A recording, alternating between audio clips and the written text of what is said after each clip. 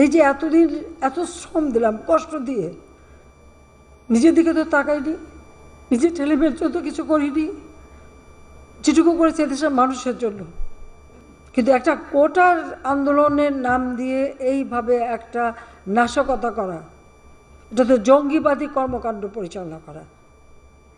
আমি আগেই সাবধান করেছিলাম, আপনাদের মনে আছে 17 তারিখে বোধহয় আমি টেলিভিশনে ভাষণ দিয়ে গার্জিয়ান অভিভাবকদের বলেছিলাম, শিক্ষকদের বলেছিলাম, যেখানে আপনাদের সন্তানের জীবনে ঝুঁকি আছে আপনারা সন্তানদেরকে বেরোতে দিয়েন না। কারণ আমি তো জানি এদেশে ওই জঙ্গিবাদ সন্ত্রাসবাদ তারা কত দূর কী করতে পারে। আমি বারবার তাদেরকে সতর্ক করেছি যে হাইকোর্টে অ্যাপিলেট ডিভিশন রায় দেবে, আপনারা হতাশ হবেন না।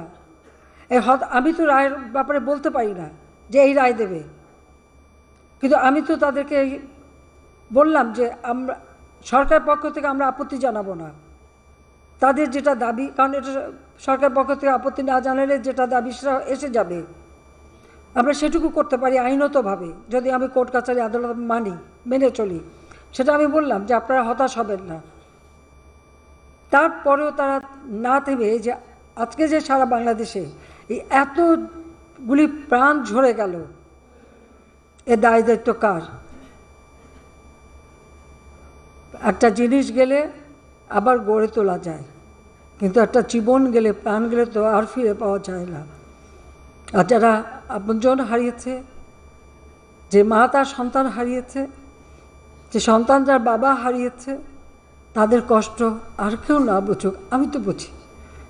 কারণ আজকে এই আগস্ট মাস আমি তো সেই বাবা মা ভাই সব হারিয়ে সেই ব্যথা বেদনা কষ্ট নিয়েই এই বাংলাদেশে ফিরে এসেছিলাম। নিজের ছোটো ছোটো বাচ্চাদের মাতৃস্নেহ বঞ্চিত করে কেন?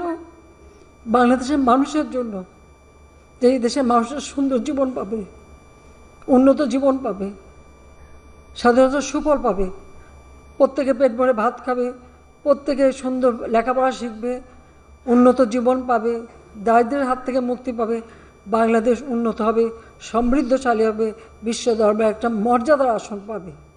যে মর্যাদা আমরা 1971 সালে মুক্তিযুদ্ধে বিজয় অর্জনের পর পেয়েছিলাম, 1975 সালে 15ই আগস্টের পর যে আমরা হারিয়েছিলাম, আবার সেই মর্যাদা ফিরিয়ে নিয়ে আসবো।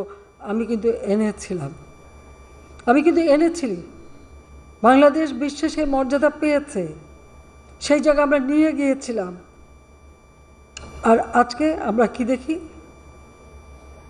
আজকের বাংলাদেশ সম্পর্কে প্রতিটি জায়গায় একটা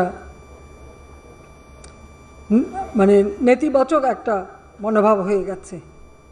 এই যে এতদিন এত শ্রম দিলাম কষ্ট দিয়ে, নিজের দিকে তো তাকাইনি, নিজের ছেলে মেয়ের জন্য কিছু করিনি, যেটুকু করেছে এদেশের মানুষের জন্য, যা কিছু করেছি মানুষকে দিয়েছি। প্রতিটি মিনিট প্রতিটি সময় দিন রাত পরিশ্রম করেছি। কারণ আমি জানি, আমি বলতাম যে টাইম ইজ টু শর্ট, কারণ আমি জানি যে কোনো সময় ঘাতক আমাকে আঘাত করতে পারে, কারণ আমি বারবার মৃত্যুর মুখোমুখি হয়েছি। কিন্তু যতক্ষণ শ্বাস ততক্ষণ মানুষের জন্য কাজ করব। সেই যে 10 বছরের ছেলে আর 8 বছরের মেয়েকে মাতৃস্নেহ বঞ্চিত করে এই দেশের মানুষের আনাচে কানাচে সব ঘুরেছি, এবং প্রতিটি জায়গার উন্নতি করেছে। প্রত্যেকটা গ্রাম আজকে শহর হয়ে গেছে, প্রতি ঘরে ঘরে আজকে বিদ্যুৎ দিয়েছি, প্রতিটি মানুষের জীবনমান উন্নত করে দিয়েছি। এটা কি অপরাধ? এটা কি আমার অপরাধ ছিল? আজকে নানাভাবে জাতীয় আন্তর্জাতিকভাবে বাংলাদেশের বদনাম, আর আমি তো আছি, যখন থেকে আসছি তখন থেকেই গালি খাচ্ছি। আমি তো পড়া করিনি। আমি জানি, আমার আত্মবিশ্বাস নিয়ে, সততা নিয়ে আমি কাজ করে দেশের মানুষের ভাগ্য পরিবর্তন করেছি।